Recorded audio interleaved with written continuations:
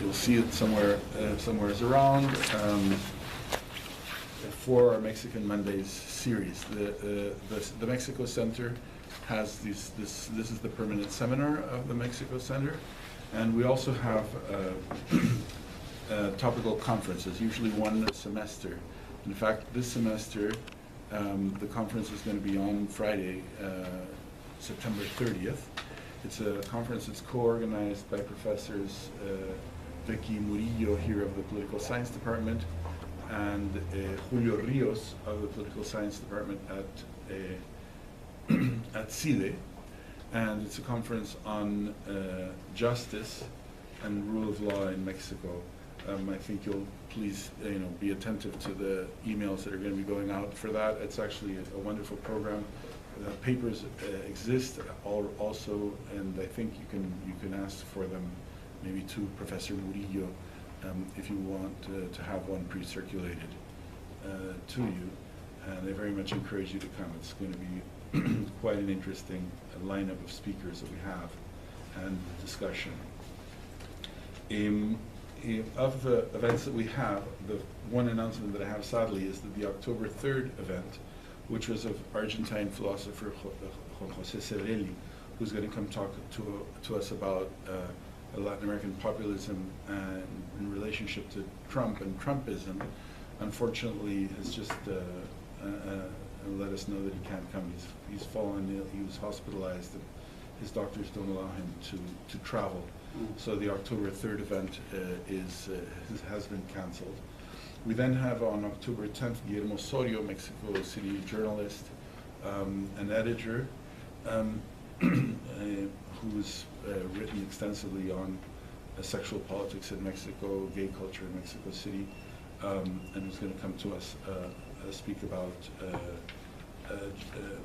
politics of gender and sort of recent history of politics of gender. That same week, we also have a second talk on gender by historian Gabriela Cano of Colegio de Mexico, a colleague of today's guest, Soledad Loaeza, who's going to be speaking about the history of the feminist debate in Mexico in the 20th century. On October 17th, we have Arturo Sarucán, former Mexican ambassador to the United States and widely regarded political analyst, internationalist, who's going to be talking about Mexico in the face of the elections. The next one we have is November 14, Agustín Escobar, who is an anthropologist and demographer, director of CIESAS, Mexico's Institute of Anthropology and History, and who's worked extensively on poverty indicators and the like in Mexico. He's an anthropologist, but he's worked a lot with quantitative methods, and he's going to come speak to us about that. The title, we actually do have the title, but we didn't have it at the time that the poster was printed out, so I don't exactly remember. And then the final two speakers will be November 21st, Sergio López Ayllón, who's a lawyer, director of CIDE, and who's commissioned a major study, team study, of quotidian justice in Mexico. He's going to be coming to, which was the basis of some legal reforms that there were around corruption and the like recently in Mexico. So he's going to come speak to us about that project. And finally, Ricardo Becerra, who's going to be speaking about the minimum wage and poverty in Mexico. So that is the lineup that we have. Please bear in mind when you see the program that the conference is not on the program because it's not one of the Mexican Mondays, so you have to tune into that a little bit separately. Great, so today's speaker is Professor Soledad Loaeza, who's known to many of you directly since she's been a visitor here at ILAS in the past. And she's going to speak to us out of her book about the Cold War in Mexico. It's a major study, specifically the portion of it that's dedicated to the coup in Guatemala. Soledad Loaeza is leading internationalist in Latin America and Mexico, possibly Mexico's most renowned internationalist. She began her studies in Germany and then finished her BA at Colegio de Mexico, which has been her academic home. through her career, and she got her PhD, the Doctorat d'État, at the Institut d'études politiques in Paris. She's worked on international relations, the relationship between Europe and Latin America, the US and Latin America. It's published extensively on the history of the right in Mexico and the history of political parties and, let's say, democratic play. A couple of books on the PAN, which were really fundamental, actually, during the democratic transition in Mexico, since they were, and really continue to be, sort of the go-to reference work on opposition during the era of pre-hegemony, and so became kind of fundamental for thinking through the process of democratic transition. She's also published a book on the effects of the nationalization of banks in Mexico, and as I mentioned, has been working on this, what is clearly already a major history of the Cold War in Mexico, some portions of which I've read, at least in Nixos, but I think that some of them have been published perhaps elsewhere. So please join me in welcoming Soledad. Thank you so much for joining us. Thank you very much. Thank you very much, Claudia, for the invitation to be here this afternoon. It's a real pleasure to be back. Old friends sitting at the table. And what I will be speaking about today has to do with a book that I've been preparing for some time now. It's, as Claudia said, a chapter, a section of the book. So let me tell you first what I'm working on, and then I will talk about Guatemala. For some time I have been working on a research that seeks to understand the impact of the Cold War on Mexico's politics and institutions. Not so much Mexico in the Cold War, but the Cold War in Mexico, how it was lived and how it was experienced within the country. Most analysis of Mexico's institutional development have been made from a predominantly internalist approach that does not include external variables. Nevertheless, if we look closely at the process of institutional design and development, we find that the outside world was a factor that influences these two processes, design and the actual creation of these institutions. The disposition also influenced the disposition of political actors and the stability of the political system. This influence. Could you speak louder? I'm sorry. This influence was explicitly acknowledged at the end of the last century. I'm sure you remember all those essays and those analysis of the international context as a salient factor in democratic transitions. However, it was not the first time foreign countries played a role in political change of third countries. Neither the first time the relation between the international context and domestic politics had decisive repercussions on the institutional development of national states.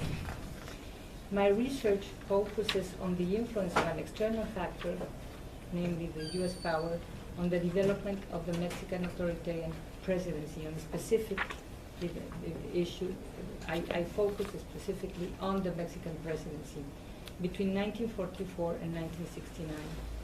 I believe that, as Miguel Ángel Centeno has written, states organized to deal with conflict and to survive conflict. Mexican authoritarianism, I think, is to be, if it's going to be fully understood, we have to look at a version of this sentence by Centeno. We have to look at it. It was organized to prevent conflict and to avoid conflict with the U.S. It was a very important factor for in the Mexican institutional design, I think. We have to look at the Constitution of 1917 to feel the presence of the U.S. in all nationalistic references. The project then I'm working on rests on two broad assumptions. First, that as Otto Hintze wrote at the end of the 19th century, the physical environment contributes to define the organization of states. In the case of Mexico, the physical environment is dominated by the territorial continuity with the U.S. This means that in the 20th century, the proximity to a much more powerful neighbor was an important consideration in the development of the political system. My second assumption is that the transformation of the U.S. into a superpower after 1945 was the critical change Mexico had to face in the post-war. That is, for Mexico, the Cold War was not so much the U.S.-Soviet antagonism and competition, it was mainly U.S. fears, beliefs, and strategies in a context of increased and sharper asymmetries between the two countries. In 1945, Mexico had tried to think what it meant for Mexico. In 1945, Mexico had a population of 23 million. The U.S. had 160 million people. The U.S. was the biggest industrial and military power of the world, and it had a military superiority unchallenged until 1947. Mexico was still an agricultural country, mainly, and I don't need to go any further. So you can very well imagine the differences between the two countries and how difficult it could have been for a Mexican president and for Mexicans to consider how to deal with such a neighbor. I just want to underline that for Mexico, these asymmetries were constant pressure. They were seen and lived as a matter of security. They represented a permanent threat to the country's sovereignty and integrity, and that's the way it was lived, and I think that it's still really the same way. As I will try to show later on, the Mexican government perceived containment, the doctrine of containment, as a more dangerous and destructive threat than the U.S.-Soviet competition. Therefore, Mexico developed various defensive strategies, among them a centralized presidency that accumulated the country's political resources in order to be able to respond in a coherent and organized way to the pressures coming from the U.S. So the interesting thing, I think, is that the U.S. didn't have to do much to make Mexico feel the pressure of its strength and its power. The point of departure of my analysis of the Mexican presidency differs radically from what could be called the paradigm of the authoritarian presidency that was established on the basis of opinions and the personal impressions of authors such as Daniel Cosío Villegas. In the terms of his paradigm, the history of the Mexican presidency in the 20th century was a succession of idiosyncratic individuals whose decisions were guided almost exclusively by a personal interpretation of power. According to the paradigm, presidents were all-powerful and presidential decision-making was almost random, unrestrained. There were no identifiable patterns. I believe this paradigm is wrong, and that its persistence has hampered our understanding of the Mexican presidency. The questions I asked in my research were inspired by Stephen Skoronek's The Politics Presidents Make. In this historian's work, the immediate political context is key to the explanation of a president's decision-making. He also recognizes the power of presidents, their capacity to destroy a given political order and their capacity to restore the political order. According to him, presidents have a contradictory task. On the one hand, they are responsible for maintaining the stability of the political system. On the other hand, they are expected to change things. So they have to deal with these contradictory demands for change and for stability. The basic assumption on life projects has been that presidential power was not limitless, boundless. As a matter of fact, numerous restrictions weighed upon the president's decisions, many of which derived from the need to maintain stability, while at the same time satisfying the demands of a growing population. And this, of course, is different from what Cosío Villegas and many other people have said about presidential power in Mexico. They really insist on saying that the authoritarian president had a limitless power. What I'm trying to describe is how the power of the presidency was shaped by political the resources it accumulated, but also by restrictions. So it's a hypothesis. My hypothesis is a hypothesis on power and restrictions, and how the Mexican presidents dealt with those two kinds of variables. And the other thing that I found and trying to develop is how authoritarian presidents from 1944, 1945 to 69, had two instruments to govern: the administrative apparatus of the state and the hegemonic party. They public administration somehow contained presidential power because of the rules it had. Not that the president would respect them all, but he had to respect some of the rules if he wanted his decisions to be followed through. And on the other hand, the party extended the presidential power, so he had these two contrasting instruments that he used to govern the country.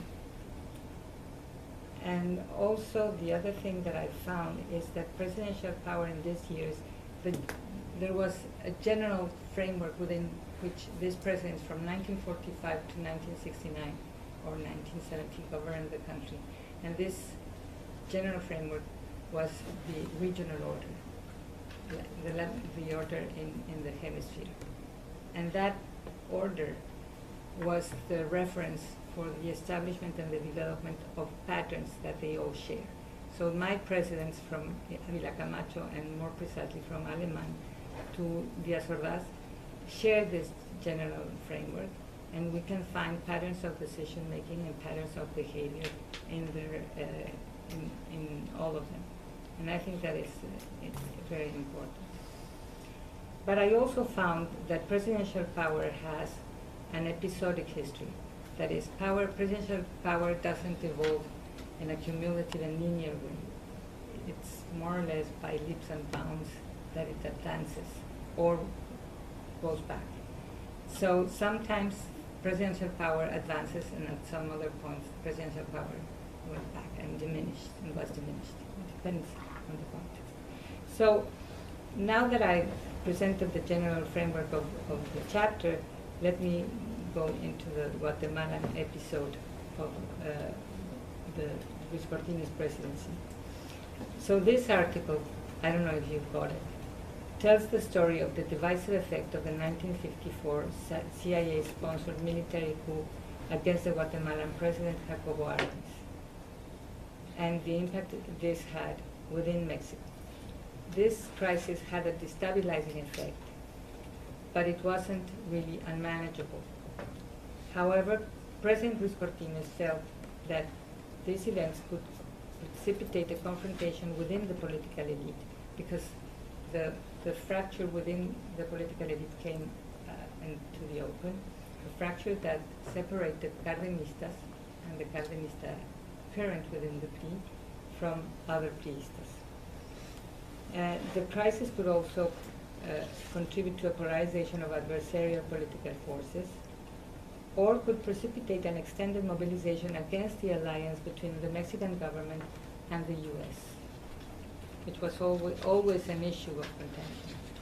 The then President Adolfo Ruiz Cortines believed that the occurrence of any of these possibilities could compromise internal stability, and the risk that he had in mind all the time was that if this happened, the U.S. may feel the necessity or the temptation to intervene and help Mexico and the Mexican government reestablish political stability. That is like a shadow that is present in all these presidents all the time. They are very worried, and they don't trust the U.S. The interventionist inclination of the U.S. government, especially during these years of the Cold War, was a particular threat for Mexican governments.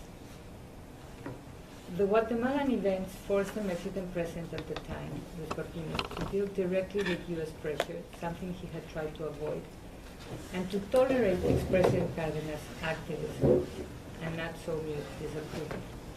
The impact the crisis had on Mexican political actors indicates to what extent the ideological beliefs and images of the Cold War had penetrated the Mexican political system, their contribution to Mexicans' understanding of international context and to the interpretation of domestic tensions and the political actors' intentions.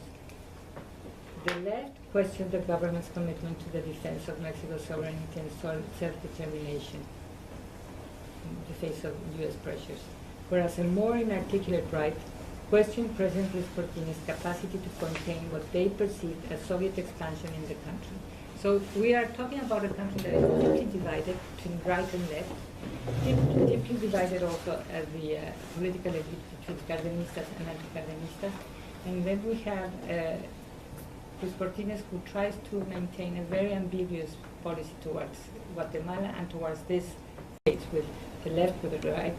And he tries to negotiate with Cárdenas, which proves to be a very difficult partner in negotiations.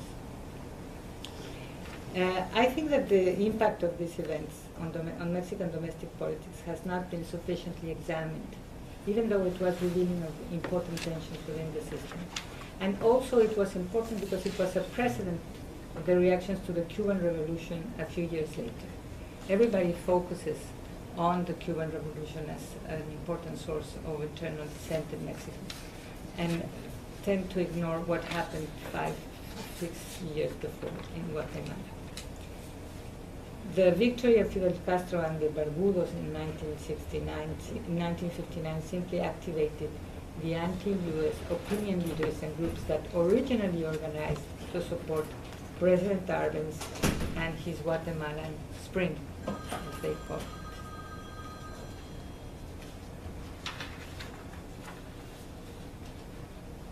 I believe that the fall of the Arbenz government was as important as the Cuban Revolution. First, because it warned Latin Americans that the good neighbor policy had been replaced by the tenets of the Cold War. This meant that Latin America had become officially an object in the dispute between the US and the Soviet Union. However, I am more interested in the connections between international context and internal reactions. The Guatemalan crisis had lasting repercussions on political balances. It showed first that the national unity that apparently, seemingly, Ávila Camacho had succeeded in establishing and creating in Mexico was superficial and partial. It uncovered the divisions within the political elite. It exacerbated the disaffection of Lázaro Cárdenas with respect to the government, to President Luis Cortines, and to the PRI, carrying with him a broad current of members of the political elite. And it strengthened his inclination to support the left, Latin American and Mexican, including the communists to whom he had denied any influence during his own presidency.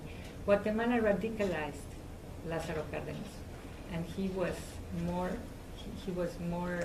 intransigent, I would say, after 1954 than before those years, than when he was president. Also, the crisis showed that there were many differences, and that the official ideology of nationalism and the hegemonic party were trying to cover up those divisions. But it also showed the limits of presidential power.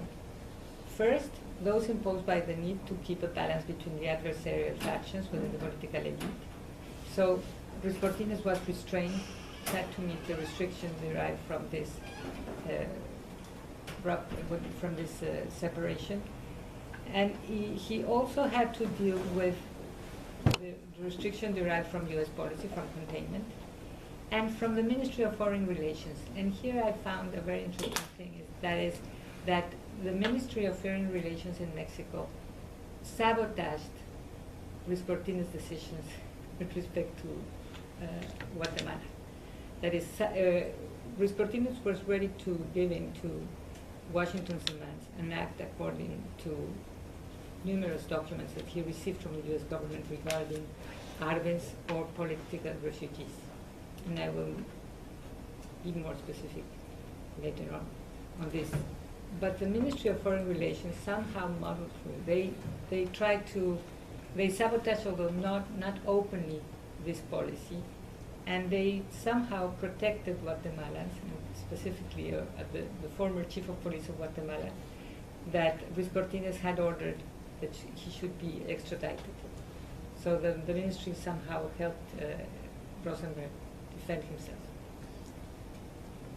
Well, so the Guatemalan experience also, I think, challenges, in my view,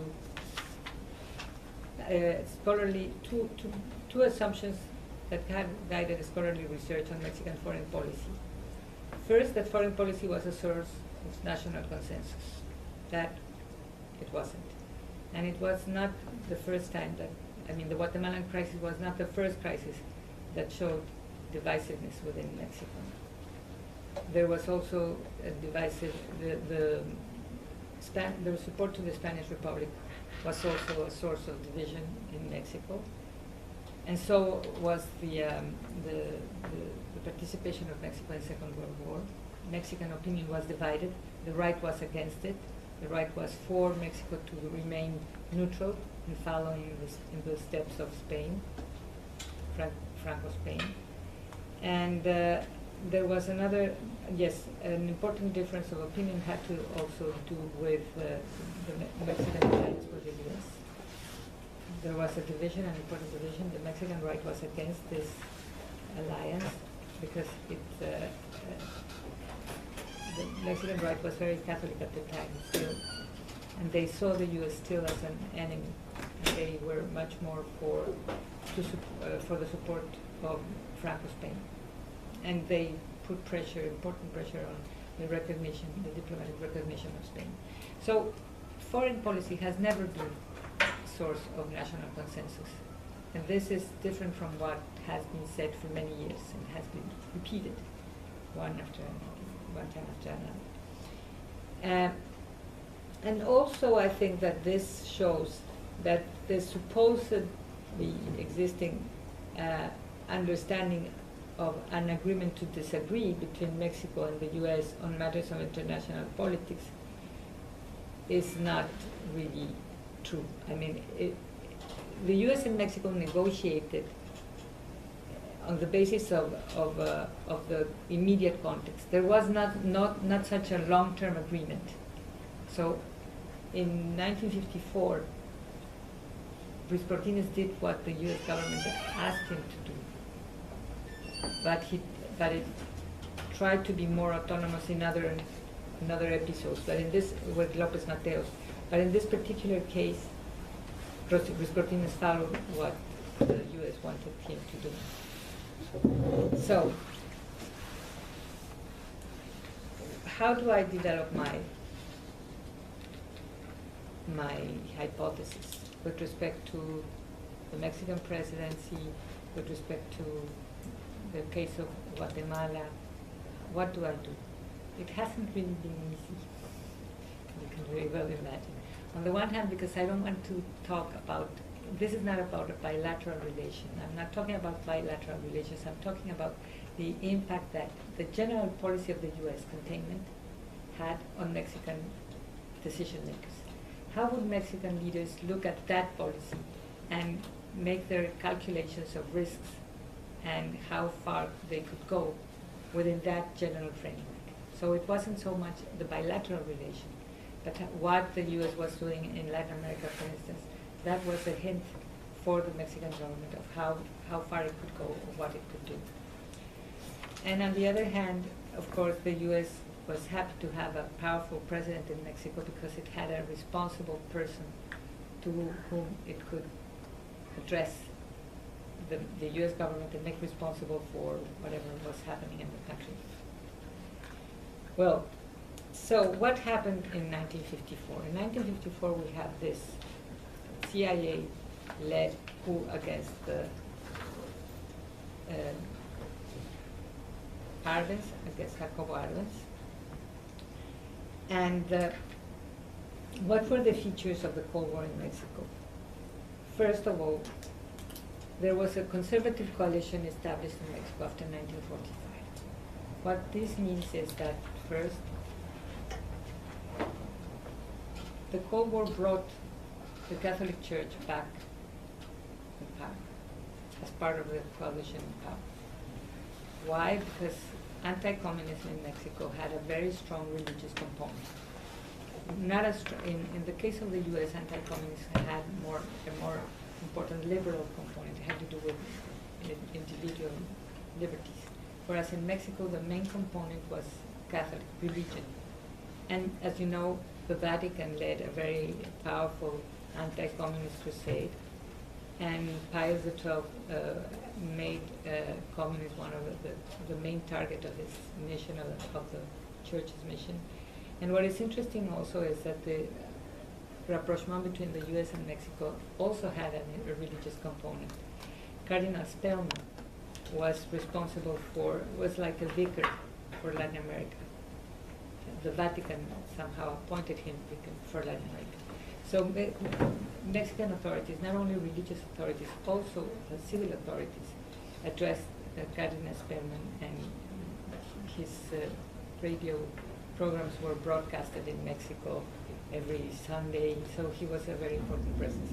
But what I'm trying to underline is how important and the broad dimensions of the anti-communist crusade in Mexico that was led by the Catholic Church. Catholics played a very important role. And for the Catholic Church, the anti-communist crusade was an opportunity to show its loyalty to the Mexican state. And it was also an opportunity to show that it could work with Mexican politicians. So from the very beginning, I would say, first we had, of course, the very well-known declaration statement by President Avila Camacho that he was a Catholic in 1914.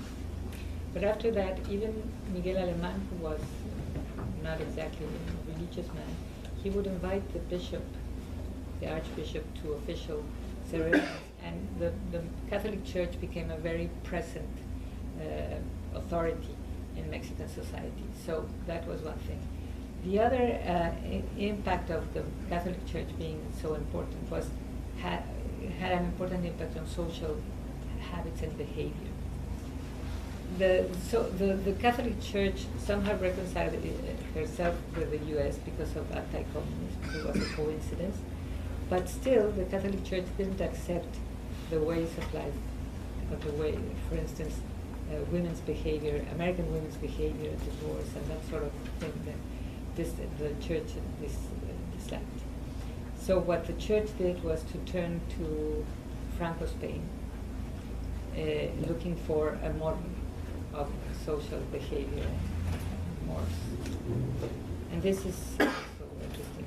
This is a period in which many Spanish religious leaders and nuns and priests came to Mexico and established themselves in Mexico, founded schools. So Mexico lived a very, I would say that like after the revolution and maybe the very free times of the 30s, it went to I would say the dark ages of the 40s and 50s, where the Catholic Church played a dominant role. This meant, of course, the exclusion also of radicals like Cárdenas and Vicente Lombardo Toledano. So this was a period in which Lázaro Cárdenas, that's why maybe Lázaro Cárdenas was so upset and so irritated with the government, with Alemán and with Luis Cortines. But what is true also is that Cárdenas and Lombardo Toledano, mostly Lombardo Toledano, he was practically excluded from decision making. Whereas Cárdenas, he wasn't excluded, but he was sidelined, and he didn't like that. He tried to put pressure on the government, for instance, with respect to the Guatemala crisis. He sent a letter to President Luis Cortines and asked him to intervene and try to stop the U.S. From attacking Árabes, and he never received an answer. So the next time he did, he published the letter in the paper, and this time the letter was addressed to President Árabes in the name of the Mexican people. So it wasn't a personal letter. He presented himself as the leader of the Mexican people, and I guess that this letter that Luis Cortines didn't appreciate Cárdenas presenting himself as the leader of the Mexican people. So Cárdenas was in a very hostile mood with respect to the Mexican government at the time. But not only him, with him a whole current of former priests or members of the official party. What is interesting about this period, I think, is that we can recognize that the Cardenista fracture that appeared then became a permanent feature of Mexican political life since then, since the Cárdenas government, and it never disappeared, it never went away until the end of the 20th century. Even today, I would say that Cardenismo and anti-Cardenismo are the most clear and strongest fracture in Mexican politics. Whenever there was a conflict between left and right, it would take other names, but at the bottom of it, you would find Cardenismo against anti-Cardenismo. And I think that Cárdenas became a pivot of political life and political conflict and political fractures and differences in Mexico. Also, the anti-communists justified concentration of power in the presidency. And not only that, it justified the authoritarian solutions of conflict with the unions, for instance, that were accused of being penetrated by the communists. And of course, one has to ask, what was the real strength of communism in Mexico? And communism was particularly weak in Mexico. According to US documents, the CIA, etc., the Communist Party in Mexico had maybe 5,000, maybe 10,000 members at the end of the 40s, maybe 5,000 in the mid-50s, because of internal purges, but also because they all got arrested. And the U.S. government would try, and the U.S. ambassador would try to convince Mexican presidents. Alemán didn't need so much convincing, but Ruiz Cortines tried to be, the American ambassador, whose name was White, tried to convince Ruiz Cortines that communists were a threat, were dangerous in Mexico. And Ruiz Cortines would laugh at him and say, no, I know them all. Here's the list with their names. Oh, this one isn't, and that one is missing. And so he would show off that he knew them all, and he would say, and I'm not worried, I could put them in jail in 5 minutes.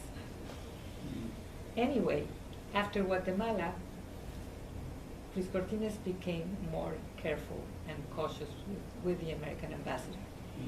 The American ambassador complained that the Mexican president wouldn't see him, wouldn't receive him, or invite him for coffee or whatever.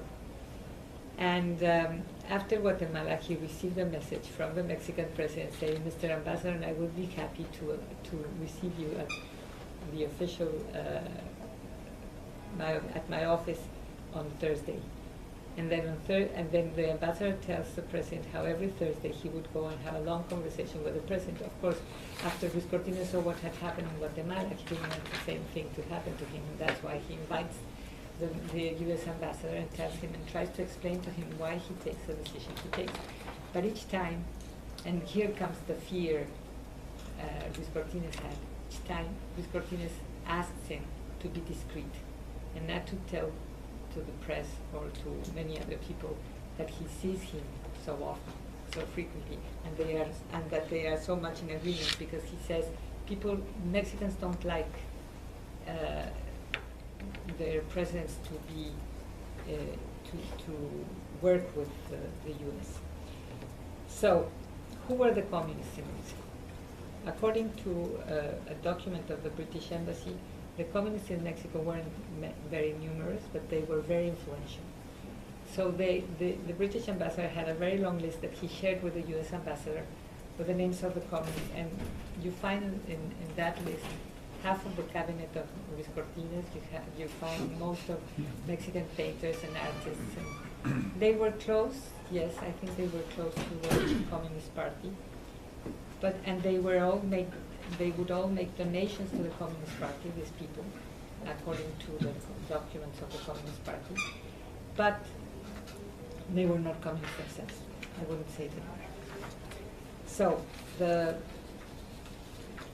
situation in Mexico wasn't serious. It was, although, and this is a contradiction I haven't been able to solve, of American foreign policy. On the one hand, they would all recognize and acknowledge that the social conditions in Latin America had a destabilizing potential, and that they were favorable to the expansion of communism. And on the other hand, the U.S. wouldn't participate and wouldn't make any program of economic assistance to Latin America. So on the one hand, they recognized that economic conditions were favorable to the development of communism. On the other hand, they wouldn't help or they wouldn't participate in any assistance program for Latin America. However, Eisenhower was worried about Mexico. And here is a difference. Eisenhower had a different, or led a different treatment to Mexico than to other Latin American countries. And he would speak about the border very frequently. He would say that it was different because with Mexico, the U.S. shared an 1,800 miles border, and it had to be a different treatment.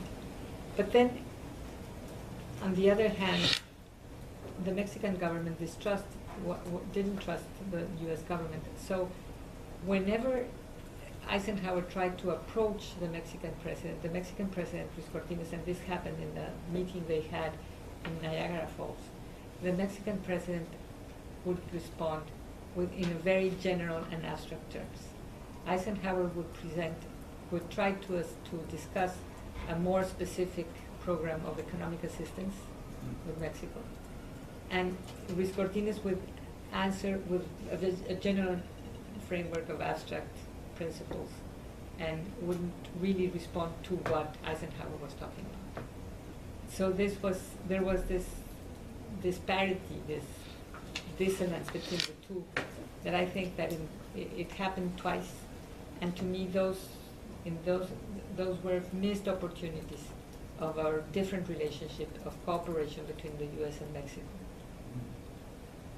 And what, with respect to the U.S. intervention in Guatemala, Mexico reacted according to its tradition, trying to defend sovereignty and self-determination. And Mexico was compelled to take a stand at the Inter-American Conference in March 1954, before the coup. In that conference, Mexico's Secretary of Foreign Relations, Luis Padilla-Nervo, reacted very strongly against Secretary Dulles' resolution, and the Mexican minister defended self-determination. At that conference, the U.S. succeeded in having the majority of the Latin Americans supporting the anti-communist and anti-Guatemala declaration. Mexico abstained. And the Mexican press talks about the difference of opinion between the minister and the president. And they talk for months of the possibility of the minister resigning, because there was such a difference of opinion between the two of them. He never resigned, and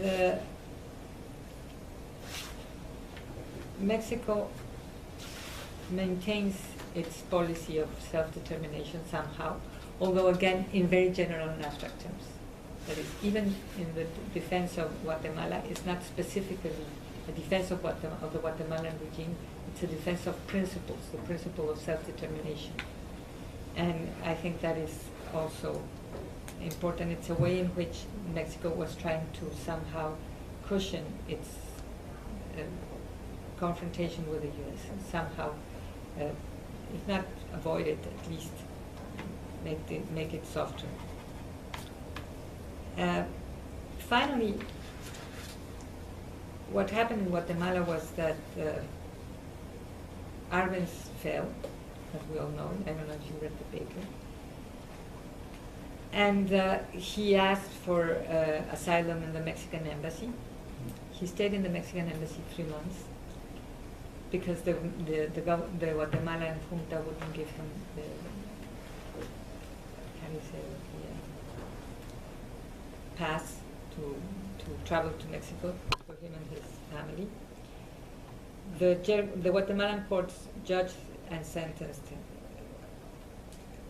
Arbenz and Arbencistas. Finally, he arrived in Mexico after 3 months, and he stayed 3 months in Mexico with other political refugees.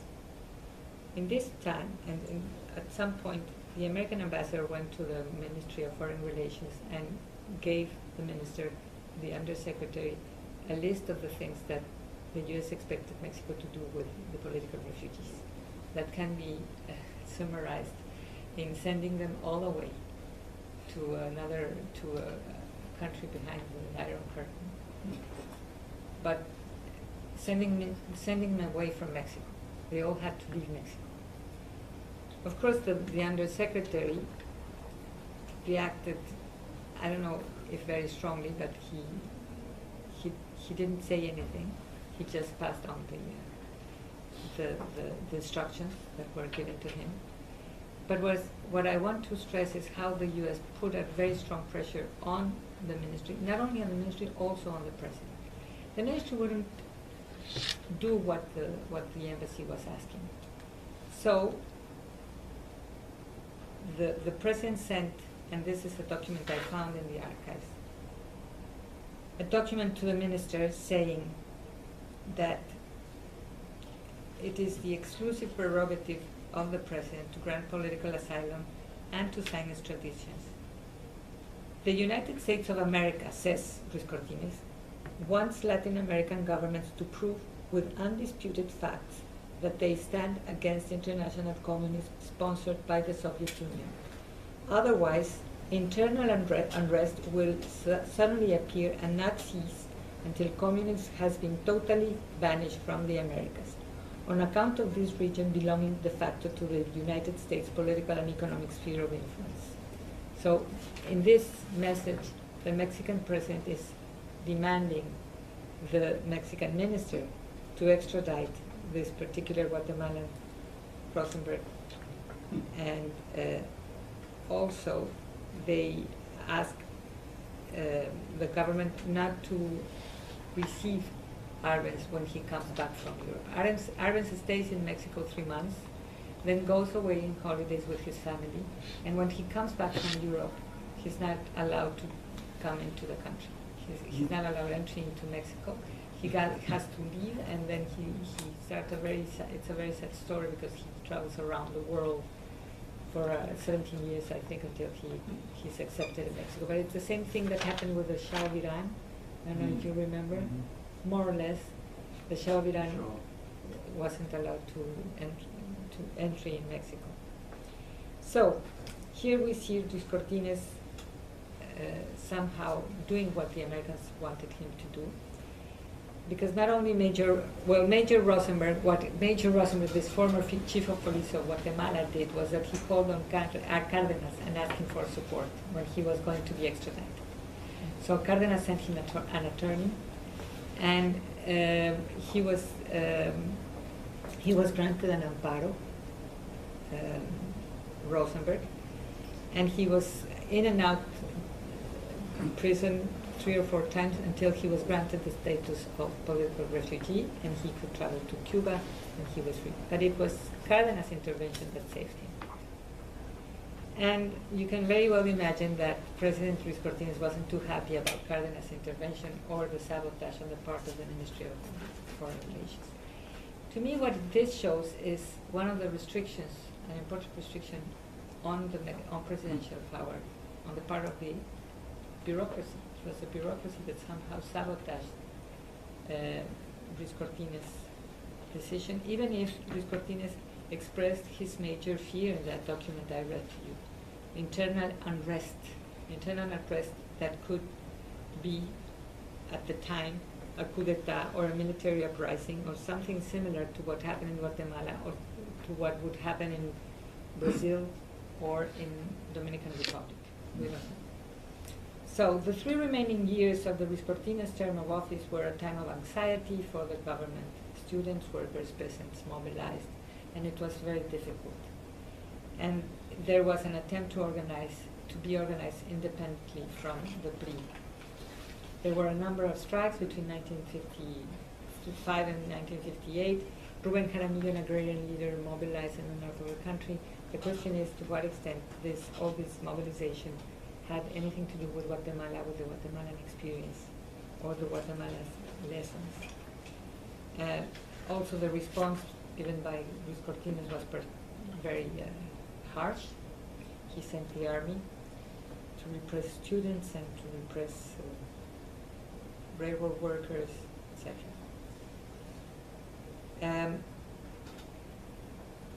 There is an explanation Dulles gives to Eisenhower with respect to Mexico that I find very interesting. He says, Mr. President, with Mexico, we shouldn't worry about Mexico. Mexico knows how far they can go with us, and we know how far we can go with them.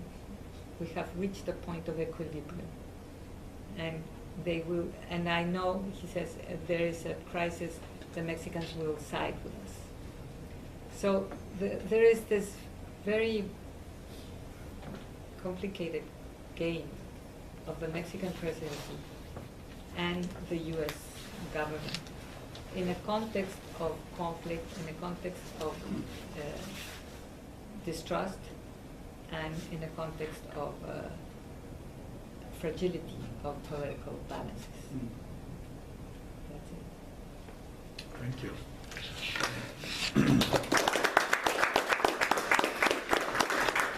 Thank you so much. By the way, Professor Loaeza